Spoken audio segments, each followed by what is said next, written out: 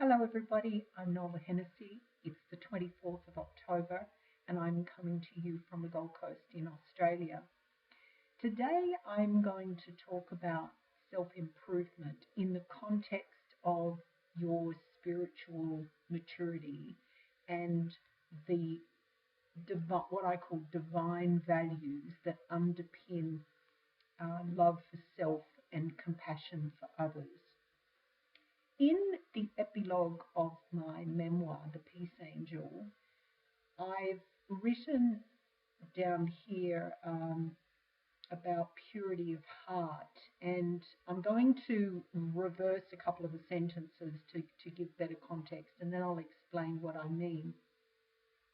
Purity of heart is about being full of compassion for self and for others.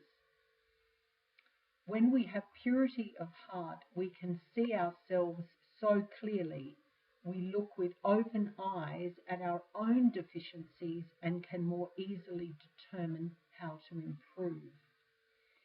What that really means is something along the lines of what I talk about in my first book, No Boxing Allowed, where through a process of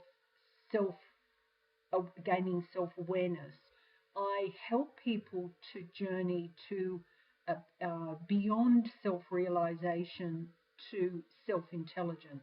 And part of that journey is about putting a mirror in front of one's face and saying, well, who am I?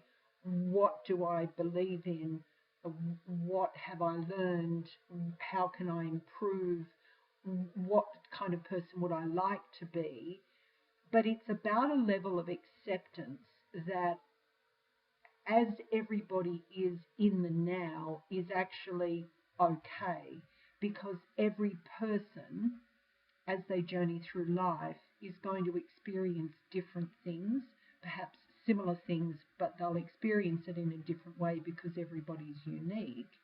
And everybody will come out at the end of that experience with perhaps a heightened level of self-awareness, perhaps a greater sense of compassion for themselves and for others, and therefore more able to empathize with people as a direct result of their own experience.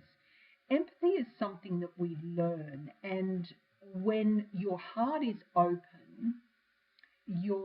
it's not so much about wearing heart on one's sleeve and being emotional or emotive about things. It's about being open to self-reflection, being open to change, being open to self-critique, being trusting, being aware, actively listening. All of those things are synonymous with having purity of heart. And purity of heart fundamentally is the level of self-acceptance where there's no blame, there's no anger, there's no resentment, there's no negative energy in the body. And definitely purity of heart is founded on a non-fearful place. So if you're living in fear, your heart is not pure in its essence. It's not authentic as it could be, because you're living in anticipation of something that is potentially not good. Being open and pure of heart is taking people on face value without fear, without compromise, but with a level of discernment, and therefore making decisions that are risk-based without being super judgmental. Everybody's going to make judgments every day, but when you overlay a very high level of judgmental approach to others, you're actually not allowing the purity of heart to drive your decision making. Purity of heart requires you to trust your own instinct. It requires you to have nurtured yourself to a level of spiritual maturity where you trust that the decisions that you make are always good decisions. It's founded in a strong integrity, a strong sense of self-esteem, self-worth, where you value yourself for who you are and in the purest form. Now, when we're born, aside from perhaps drug-affected babies who are born and then have to withdraw from that chemical influence that came through from the mother, the purity of heart is really what we start with.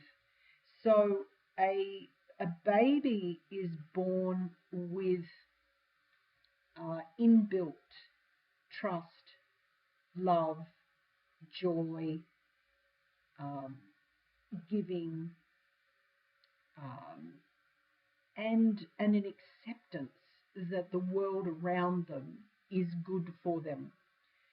And what can happen as we journey through life and we receive disappointments, or we do things that have negative consequences, or we don't make the right decisions, and then that falls to us to correct, we can lose that purity of heart and become quite negative and caustic and critical and super judgmental and revengeful and sarcastic and all of those things that we aren't able to kind of let go of. That's in essence the baggage that people will build on as they get older, unless they choose to learn from their experience and let go. So you can, even if you've got to a place in your life where you're feeling really negative about where things are, you can actually work on yourself at a very deep level to understand who you are. And if you open your heart and you achieve that level of acceptance that what is now is okay, but what is coming can be better, then you will be able to achieve that purity of heart moment where looking at yourself in the mirror is the reflection that you see back is one where you know it's goodness, you know that it's truth, you know that it's full trust, you know that there's no fear, you know that your intentions are honourable and that you operate with integrity. And that's what I mean about, when you're pure of heart, you're able to see yourself so clearly, and the purity comes from having exfoliated all of those negative impact life events as from when you were born onwards. When you exfoliate those at an emotional level and at a spiritual level, you're able to return to your pure center, which is a heart that is pure and a heart that is open and not closed, a heart that is joyous, a heart that is rewarding and nurturing to yourself. I hope that that's given you some insight into who you are and who you could be. And next week, I'm going to explore some other fairly deep things about our spiritual self. I hope that you like and subscribe to our channels, and I look forward to seeing you again. I hope you have a great week going forward. Bye for now.